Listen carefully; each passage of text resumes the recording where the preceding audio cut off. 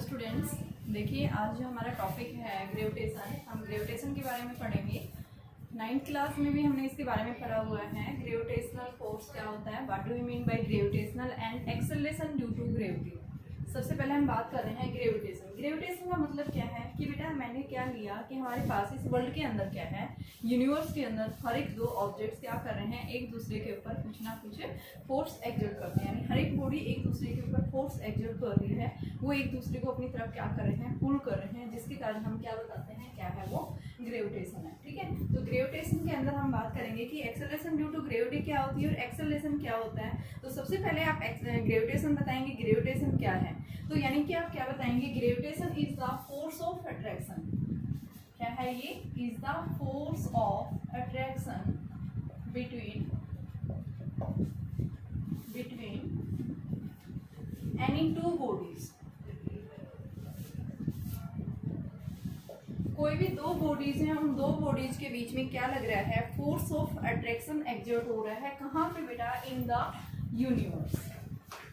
In the universe is known as gravitation. Okay, तो gravitation के अंदर हम क्या पढ़ेंगे कि हमारे पास में मान लो मैंने क्या लिया, दो ऑब्जेक्ट्स कंसीडर किए। ये ऑब्जेक्ट बेटा मेरे पास में ए है, इसका मास मैंने क्या लिया m1, दूसरा ऑब्जेक्ट मेरे पास में क्या है, मास m2। इन दोनों को अगर एट ए स्मॉल डिस्टेंस के ऊपर हम प्लेस करते हैं तो ये क्या करते हैं, एक दूसरे के ऊपर फोर्स एक्सर्ट करेंगे। यानी ये बॉडी इसको अपनी तरफ खींचेगी और ये बॉडी इधर से अपनी तरफ खींचेगी। तो यानी हम क्या बता रहे हैं, क्या है ये, आपके पास इक्वल एंड अपोजिट डायरेक्शन में क्या कर रहे हैं, ये फोर्स एक्सर्ट कर रहे हैं। जैसे ये क्वेश्चन आया कहाँ से, सबसे पहले, ठीक है, इससे ग्रेविटेशन ने बताया था, जो आपके पास न्यूटन ने इसके बारे में सबसे पहले बताया था। ये जो फोर्स हम पीछे पढ़ भी चुके हैं फंडामेंटल फोर्सेज के अंदर, कि ग्रेविटेशनल फोर्स जो होता है, यानी कोई भी दो बॉडीज अगर कहाँ रखी है, एट ए स्मॉल डिस्टेंस के ऊपर प्लेस की हुई है, तो इनके बीच में क्या होगा बेटा, एक फोर्स एक्सर्ट होता है and that force is gravitational force. ये जो ग्रेविटेशनल फोर्स होता है, ये कैसा होता है, वीकेस्ट फोर्स इन नेचर। कैसा फोर्स है, वीकेस्ट। कहाँ पे, नेचर के अंदर सबसे वीकेस्ट है। हमने बात की थी सबसे ज्यादा स्ट्रॉन्गेस्ट फोर्स जो है वो कौन सा है, स्ट्रॉन्ग न्यूक्लियर। Strong nuclear.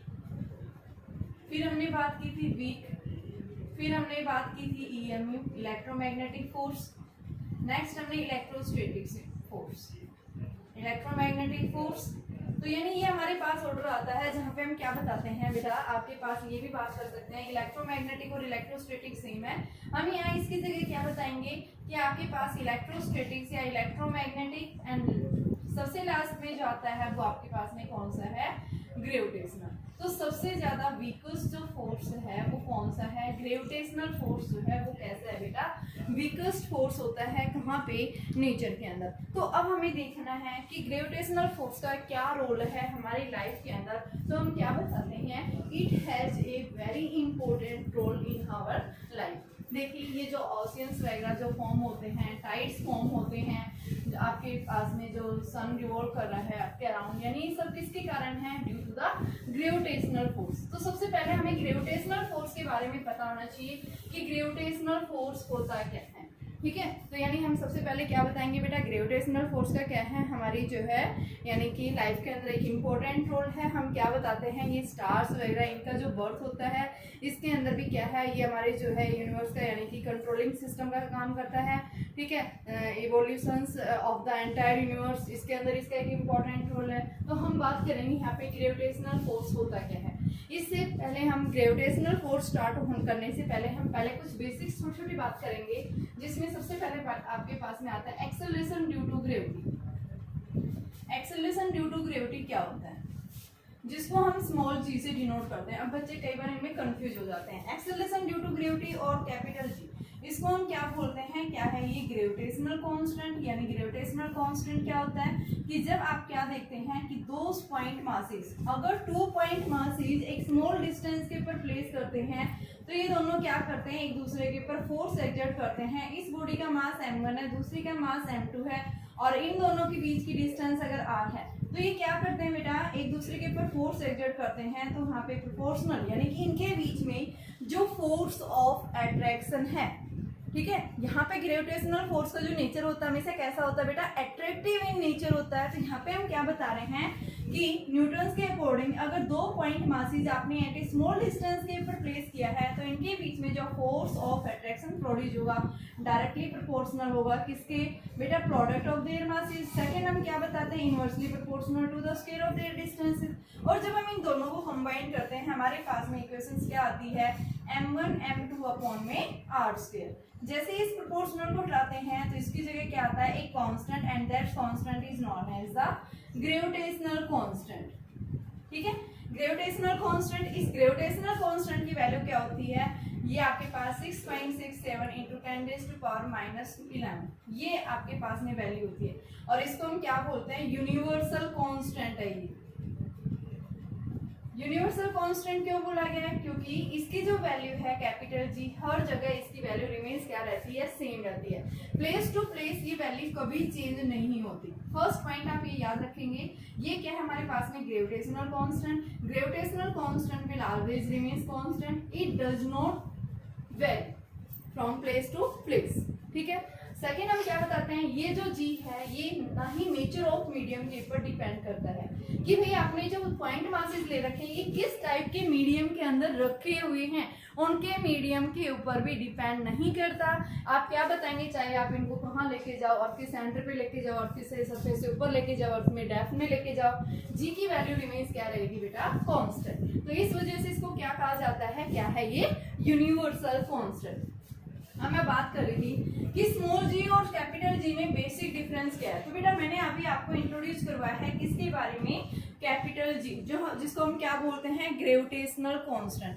अब मैं बात करूंगी acceleration due to gravity. Acceleration due to gravity किस कारण से अराइज होता है उसके बारे में हमें पढ़ना है।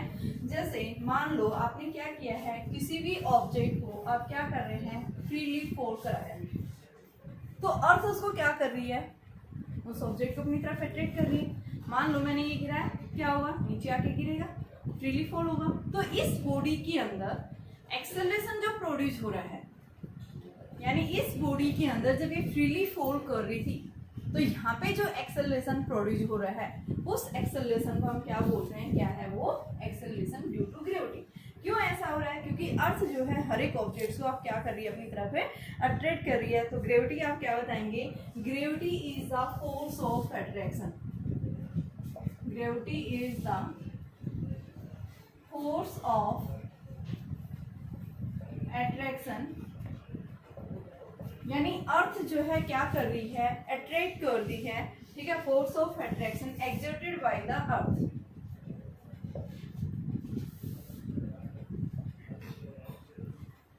अर्थ के कारण एक फोर्स ऑफ अट्रैक्शन एक्सर्ट हो रहा है एट एनी पॉइंट, यानी किसी भी बॉडी के ऊपर, जो कहाँ किसके टुवर्ड्स हो रहा है बेटा, towards the centre of the earth. ठीक है, on the body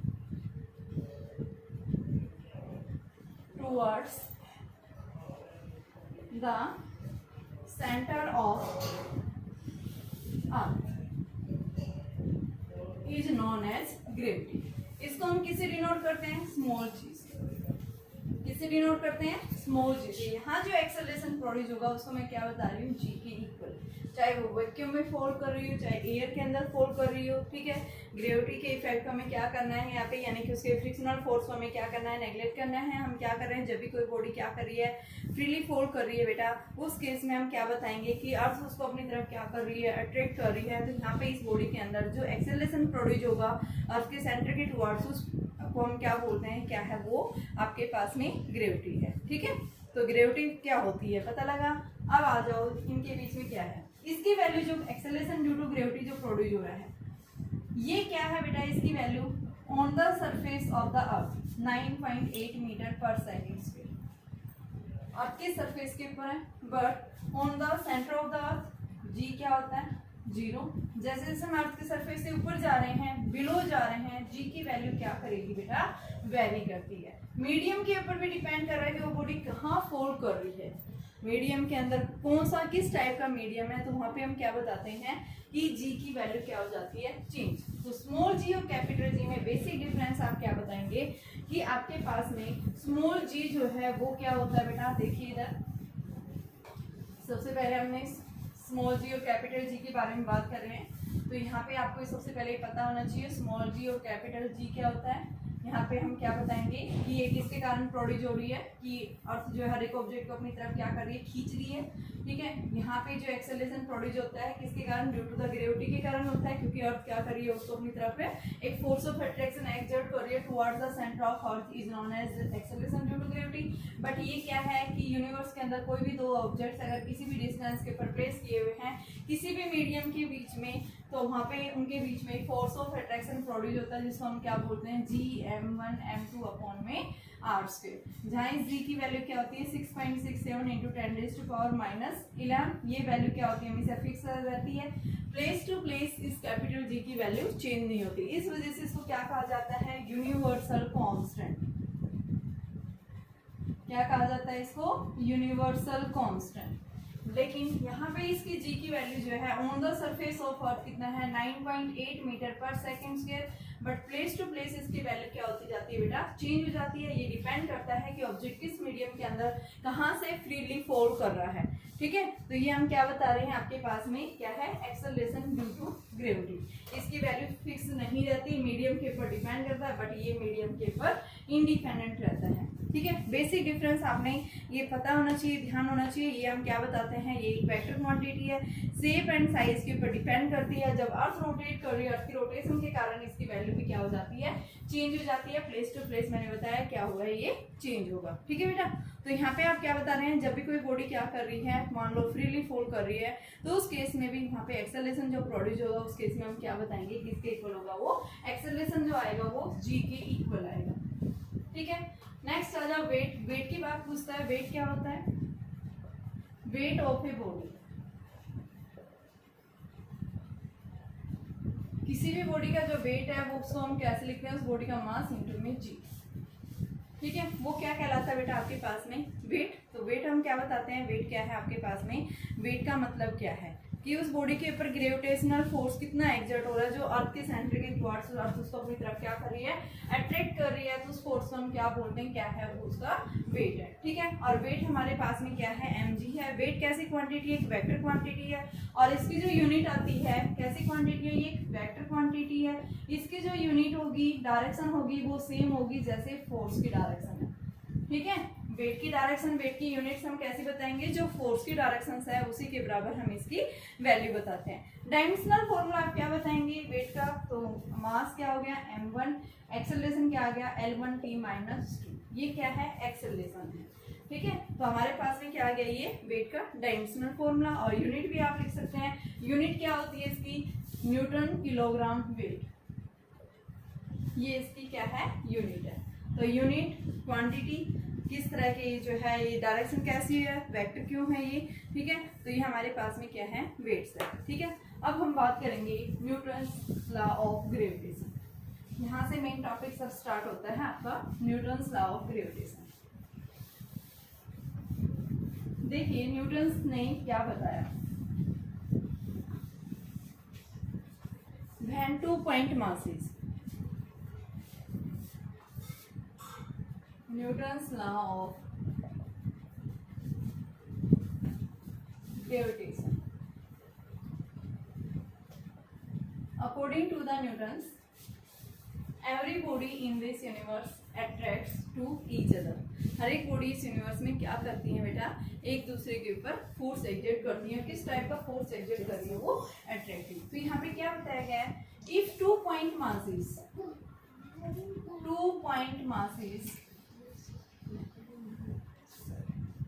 are placed at a small distance,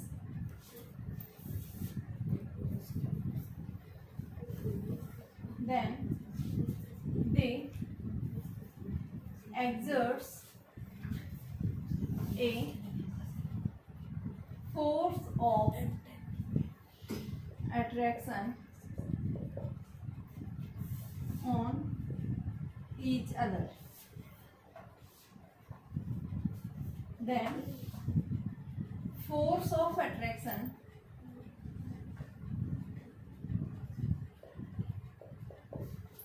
is directly proportional to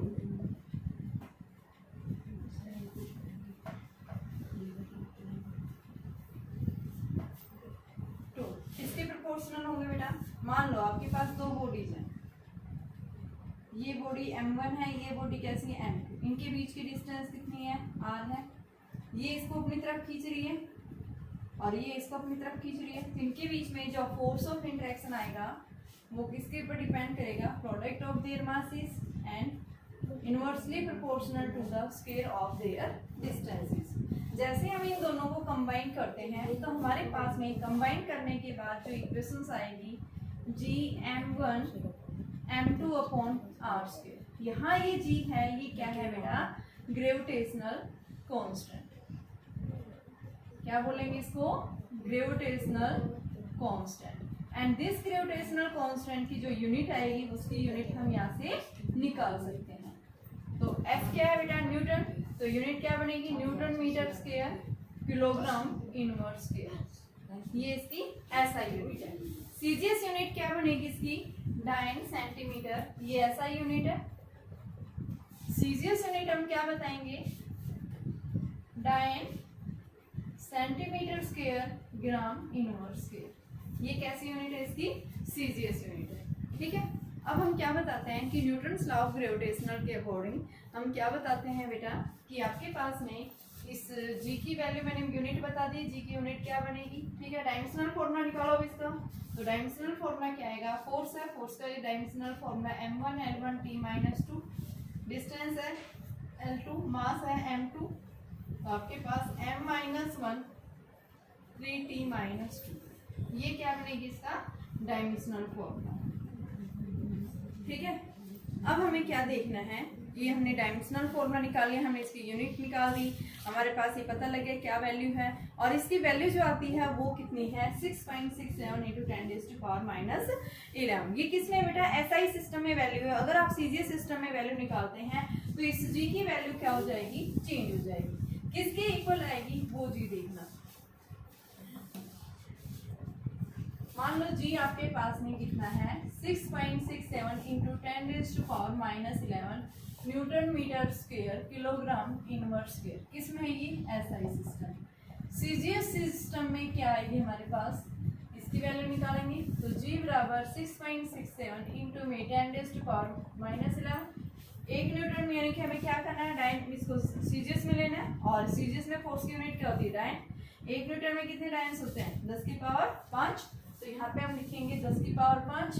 1 metre में 100 सेंटीमीटर, तो 10 की पावर 9। 1 मीटर क्या होता है बेटा? 100 सेंटीमीटर, तो 10 की पावर 4, क्योंकि आप 100 का स्क्वायर करेंगे और किलोग्राम का वही सेम एज इट इज रहेगी आपके पास, ग्राम इनवर्स स्क्वायर आ जाएगी।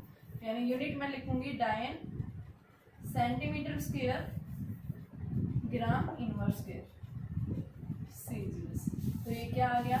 6.67 इंटू 10⁻11 इंटू 10⁻5/9। तो ये आपके पास वैल्यू आ गई 6.67 इंटू 10⁻²। यानी कि ये वैल्यू हमारे पास में किस में आ रही है बेटा? सीजीएस सिस्टम में वैल्यू आ रही है, जिसकी वैल्यू हम ये बता रहे हैं। ठीक है, ये हमारे पास में किस में है? सीजीएस सिस्टम में। ठीक है बेटा, लेकिन देखिए यहाँ से आपके पास में इसको भी तो हम चेंज कर रहे हैं किलोग्राम को, तो इसको हम चेंज करेंगे तो देखिए यहाँ पे भी वैल्यू आएगी आपके पास में। तो 1 किलोग्राम में 1000 ग्राम, तो यहाँ पे 1000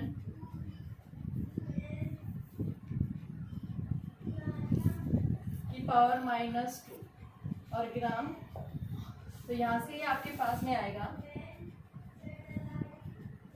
1000 इंटू में 1000। तो आपके पास में 3 और 3 6, तो ये इसे कैंसिल, तो कितने बचे? 3 बचेगी।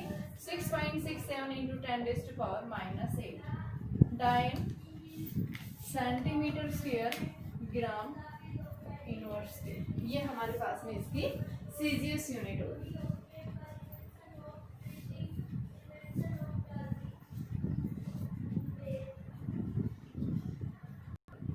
देखिए हमने क्या ऑब्जर्व किया यहाँ से कि जी की वैल्यू जो है इंडिपेंडेंट है किसके ऊपर? On size nature. ये किस साइज का ऑब्जेक्ट है, उसका नेचर किस टाइप का है, किस मीडियम में रखा हुआ है, इनके ऊपर क्या करती है? एंड मीडियम इंडिपेंडेंट है। ठीक है, इसकी वैल्यू हमेशा क्या रहती है, फिक्स रहती है। ठीक है, अब हम बात करते हैं न्यूटन्स लॉ को हम किस फॉर्म में रिप्रेजेंट करेंगे बेटा, वेक्टर फॉर्म में रिप्रेजेंट करेंगे। तो न्यूटन्स लॉ को वेक्टर फॉर्म में रिप्रेजेंट करने के लिए हम क्या देखेंगे, यहाँ से देखिए वेक्टर फॉर्म देखेंगे, यानी वेक्टर्स की फॉर्म में आप इसको किस तरह से रिप्रेजेंट करेंगे। तो देखिए आप क्या लेके चलेंगे, Newton's law of gravitation, law of gravitation in the form of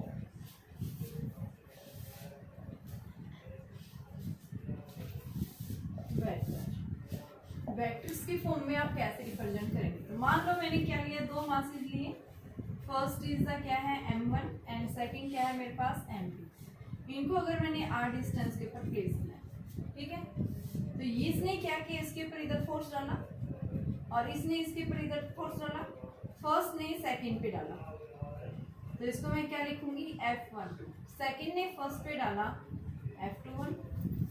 ठीक है, तो ये इसके ऊपर फोर्स डाला है, इसकी डायरेक्शन के लिए हम R21 लेंगे और ये फर्स्ट के ऊपर डाल रहा है, इसके लिए हम डायरेक्शन क्या लिखाएंगे R12। ये यूनिट वेक्टर से, यूनिट वेक्टर हम किसके लिए लेते हैं, डायरेक्शन को शो करने के लिए। तो सबसे पहले मैंने क्या लिया, दो मासेस लिए m1 और m2, उनको r डिस्टेंस के ऊपर एक स्मॉल डिस्टेंस r पे हमने प्लेस कर दिया। ठीक है, जैसे ही प्लेस किया है तो ये क्या कर रहे हैं, दूसरे के ऊपर अट्रैक्टिव फोर्स एक्सर्ट कर रहे हैं। फर्स्ट ने सेकंड पे एक्सर्ट किया, जिसको हमने क्या बोला है F12, और सेकंड ने फर्स्ट के ऊपर एक्सर्ट किया F21। सबसे पहले हम बात करते हैं फर्स्ट ने सेकंड के ऊपर जब फोर्स एक्सर्ट किया है, ठीक है, force exerted on one due to the second. ठीक है, तो सबसे पहले हम बात करें बेटा कि फोर्स जो लग रहा है फर्स्ट के ऊपर किसके कारण, ड्यू टू द सेकंड के कारण। तो सेकंड के कारण हमारे पास में क्या आएगा, G m1 m2 upon r square. अब देखो फर्स्ट के ऊपर कौन डाल रहा है, सेकंड डाल रहा है, तो इसकी डायरेक्शन किधर डाल रहा है, इस साइड डाल रहा है, तो इसकी डायरेक्शन के लिए हम क्या लेंगे R21। और बेटा ये डायरेक्शन फोर्स इस साइड लग रहा है और ये डायरेक्शन ऐसे जा रही है, अपोजिट हो गया ये।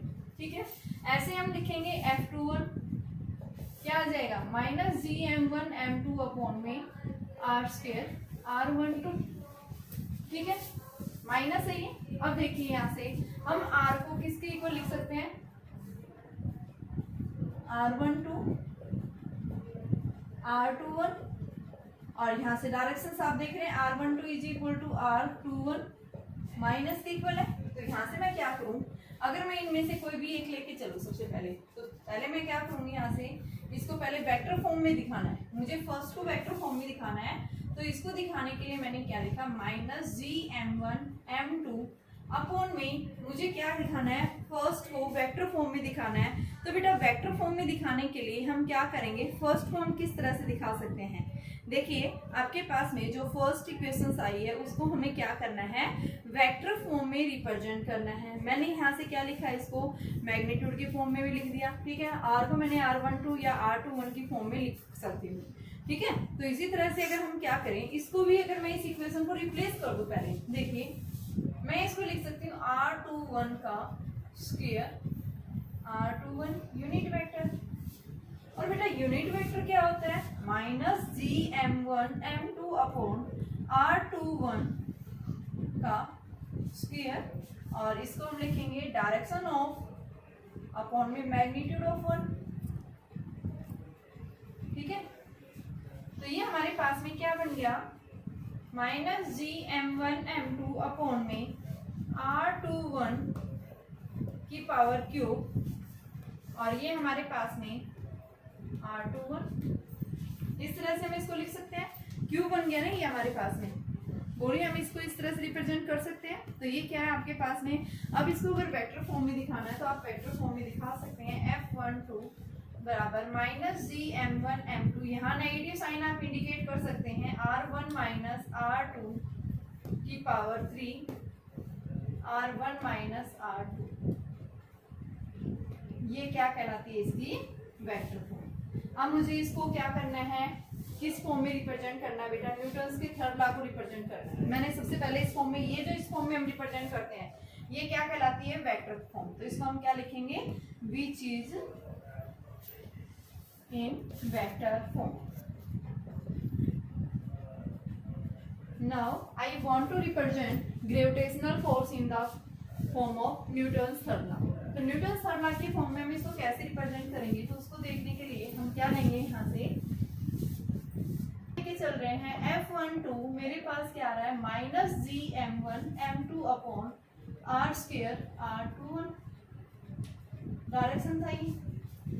अगर बेटा मैं इसकी जगह क्या करूं, देखो r21 हम लेके चल रहे थे, अगर हम इसको क्या कर दें, चेंज कर दें, किस फॉर्म में चेंज कर दें? हम F12 को लेके चल रहे हैं, अगर हम इसको क्या कर दें, किसी दूसरी फॉर्म में इसको रिप्रेजेंट कर दें। देखिए अभी मैंने आपके सामने क्या लिखा है बेटा, r12 is equal to minus r1। तो मैं यहाँ से F12 की फॉर्म में लिखने के लिए माइनस जी m1 m2, इसकी जगह मैं क्या लिख सकती हूँ, अपॉन में r21, या फिर आप ये ले लीजिए r12 r square, minus minus क्या हो गया, प्लस हो गया।